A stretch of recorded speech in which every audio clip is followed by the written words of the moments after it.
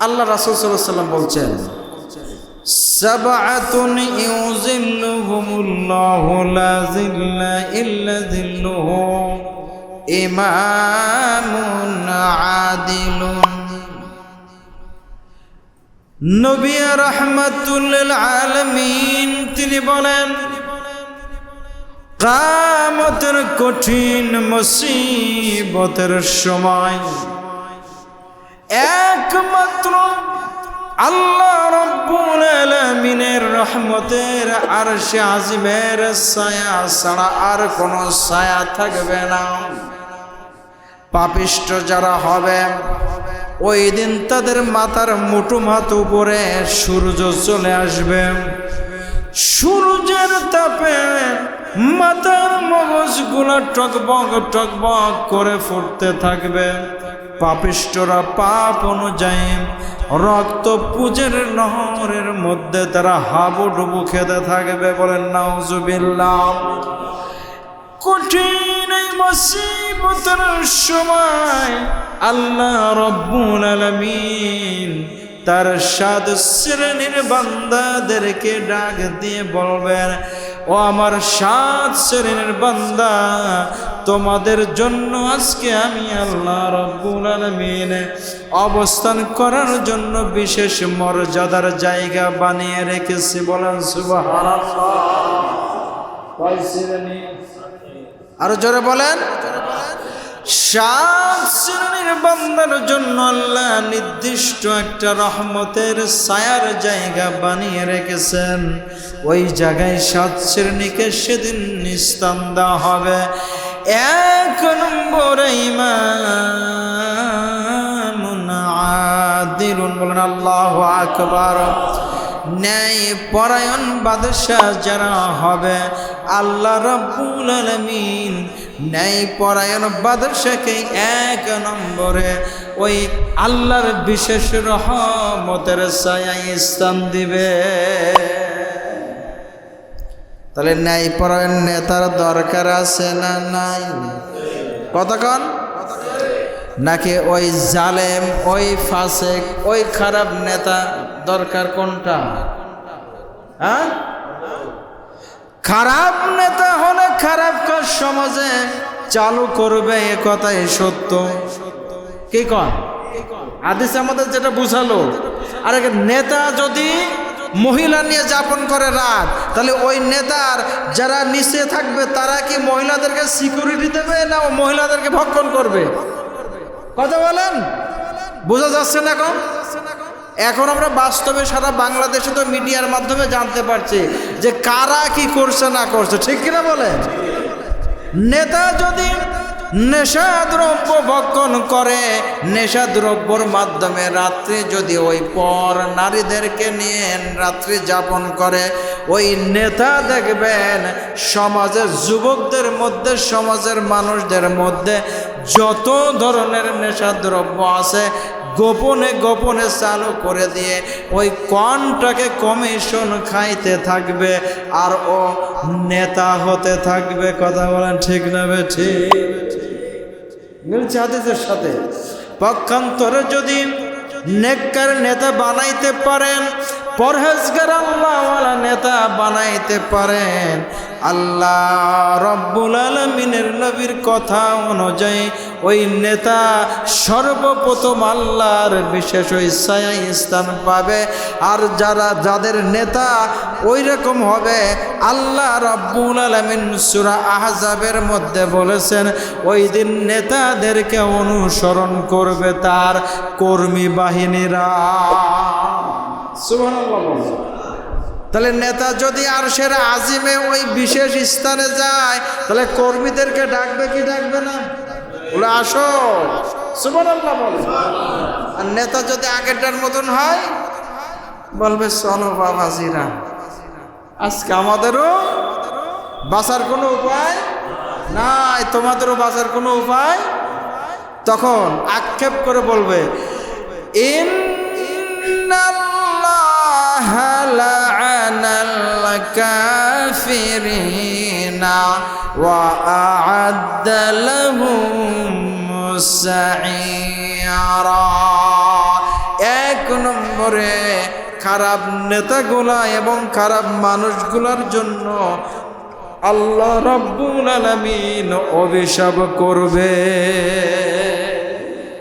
কার অভিশাপ? কার অভিশাপ? তাহলে আল্লাহর অভিশাপ যদি আমার আপনার উপরে আসে, আমি আপনি কি জান্নাতের আশা করতে পারবো?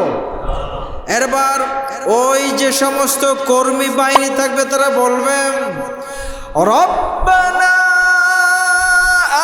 আতিহিম যআফাইনি মিনাল আযাবি ওয়ালআনহুম লা'নান কাবীরা। রব্বুল আলামিন, আমরা বাজে মানুষগুলোর অনুসরণ করার কারণে আজকে জাহান্নামী হয়ে গেলাম। আয় আল্লাহ, ওই নেতাগুলাকে আজকে আমাদের পায়ের নিচে ফেলে দাও, আমরা ওদেরকে পদদলিত করে পায়ের নিচে পিষ্ট করে আজকে আমরা জাহান্নামে যাব, ওদেরকেও জাহান্নামে নিয়ে যেয়ে ছাড়বো। বলেন নাউজুবিল্লাহ। কথা কি বুঝে কেমন? কিন্তু যত কিছুই করা হোক জাহান্নামে চলে গেল কি গেল না? কিন্তু যদি নেতা ভালো হয় কোথায় যাবে? কোথায় যাবে? জান্নাতে। আলোচনা এখানে শেষ করতে হচ্ছে, আজকে তো সময় নাই। 7 শ্রেণীর মানুষ সেদিনকে আল্লাহর ওই বিশেষ ছায়ায় স্থান পাবে, যেদিন কোনো ছায়া থাকবে না। পাপিষ্টরা রক্ত পুঁজির মধ্যে হাবুডুবু খেতে থাকবে। আর ওই দিনকে যারা 7টা গুণের অধিকারী হবে, আল্লাহ তাদেরকে বিশেষ ছায়ায় স্থান দিবে, অর্থাৎ তারা মর্যাদাবান হবে ওই দিনকে, অর্থাৎ কিয়ামতের দিন। 1 নম্বর কি বললাম? ন্যায়পরায়ণ নেতা। বলেন কি? তাহলে নেতা কিন্তু বানাইতে হবে ন্যায়পরায়ণ। যেই নেতা গম মাইরে খাবে, যেই নেতা রাস্তা খেয়ে ফেলবে, ব্রিজ খেয়ে ফেলবে, কালভার্ট খেয়ে ফেলবে, গরিবের বিধবা ভাতা খেয়ে ফেলবে, ওই রকম নেতার পিছনে যাওয়া যাবে, ওইরকম নেতা বানানো যাবে না। 2 নম্বর, ওয়াশাবুন নাশাআ ফি ইবাদাতিল্লাহি আযজা ওয়া জাল্লা। ওই যুবকেরা যারা যৌবনকালে ইবাদত করেছে কার? আমি শেষ করে দিচ্ছি একেবারে সংক্ষিপ্ত করে। তাহলে ইবাদত যুবককালে করার দরকার আছে না নাই?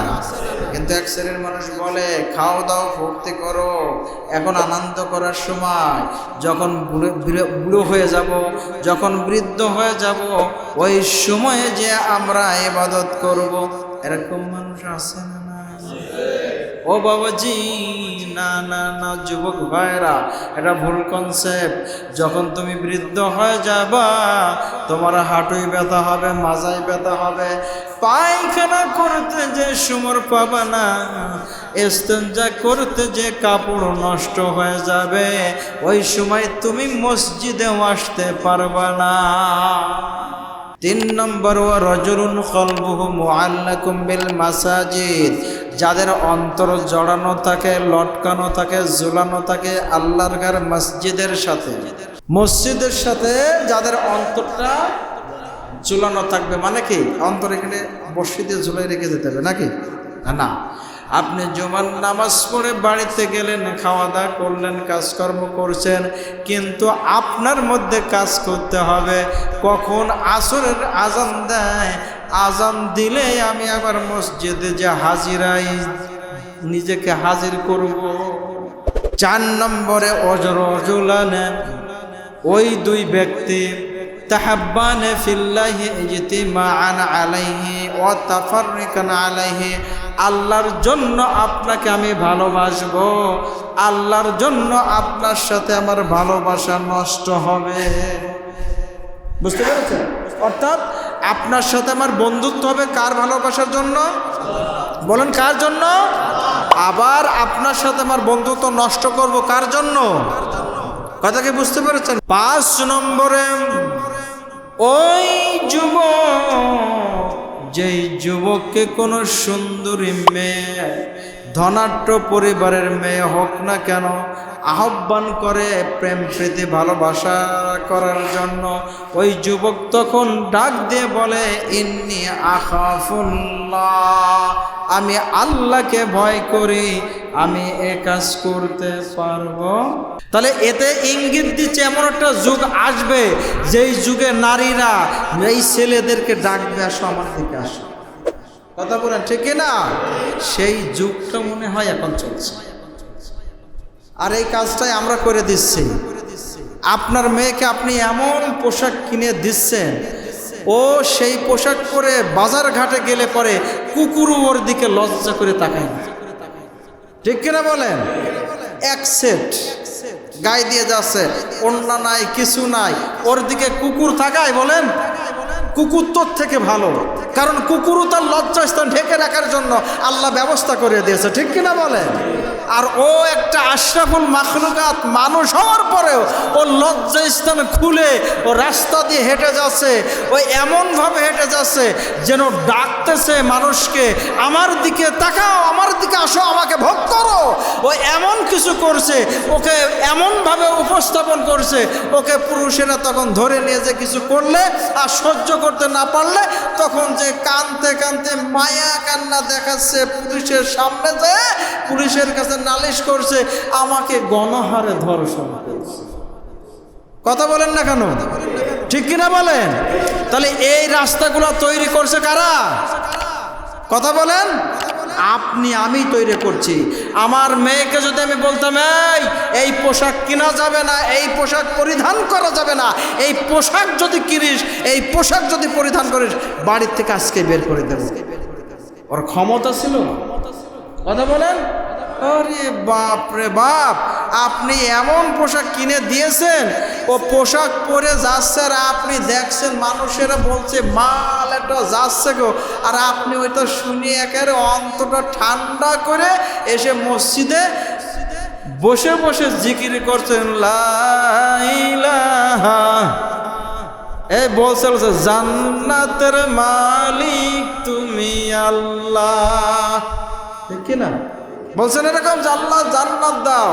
আল্লাহ হয়তো এমন ডেকে ডেকে বলে, তুই যতই ডাকিস আগে ওইটাকে ঠিক কর, নইলে তোকে আমি তোর কথা শুনবো না, ঠিক কিনা বলে? ভাইরা আমার, ইসলামকে এত সহজ মনে করেন না, এত সহজ ভেবেন না যে আপনি একেবারে জান্নাতে যাওয়ার জন্য তৈরি হয়ে আছেন, কিন্তু ওদিকে যা তৈরি করে দিয়েছেন আপনাকে জাহান্নামের মাঝখানে নিয়ে যে বসিয়ে রেখেছে। 6 নম্বর, ওই ব্যক্তি যে ডান হাতে দান করে বাম হাতে জানে না, তবে কিছু কিছু পর্যায়ে কিছু কিছু সময় প্রকাশ্যে দান করার হাদিসও আছে উৎসাহ দেওয়ার জন্য। 7 নম্বর, ওই ব্যক্তি যে নিবৃতে নিরালায় বসিয়া কার ভয়ে কাঁদে?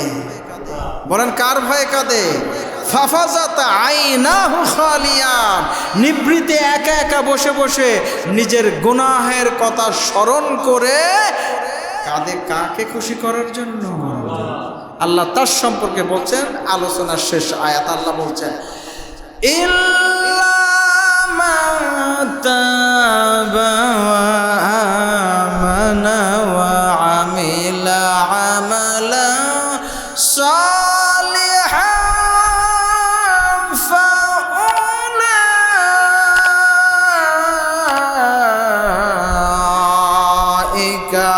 ইউবাদদিলুল্লাহু সাইয়্যাতিহিম হাসানাত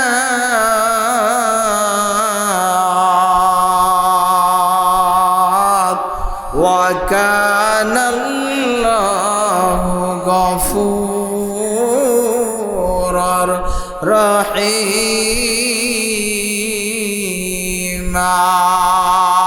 আল্লাহু আকবার।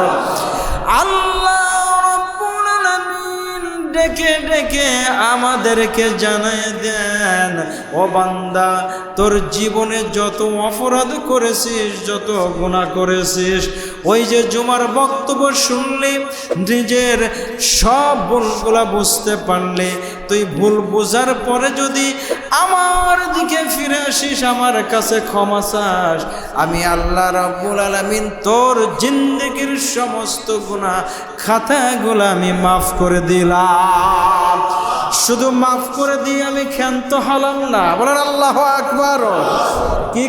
কি করব আল্লাহ যেন আমাদেরকে সান্ত্বনা দেয়, বান্দা একটু থামেক, একটু শোনেক, আর কাঁদিস না, আর আমার জন্য তুই কাঁদিস না, আমি তোর উপরে খুশি হয়ে গিয়েছি। আল্লাহ যেন আমাদের সান্ত্বনা দেয়, বলে বান্দা আমি তোর গুনার জায়গাগুলা যে গুনাহ মাফ করে দিলাম, এখন গুনাহ মাফ করে দিল, ওই জায়গাটা ফাঁকা হয় কি হয় না? কথা বলেন, ফাঁকা হয় কি হয় না? আল্লাহ বলছেন ফাউলাইকা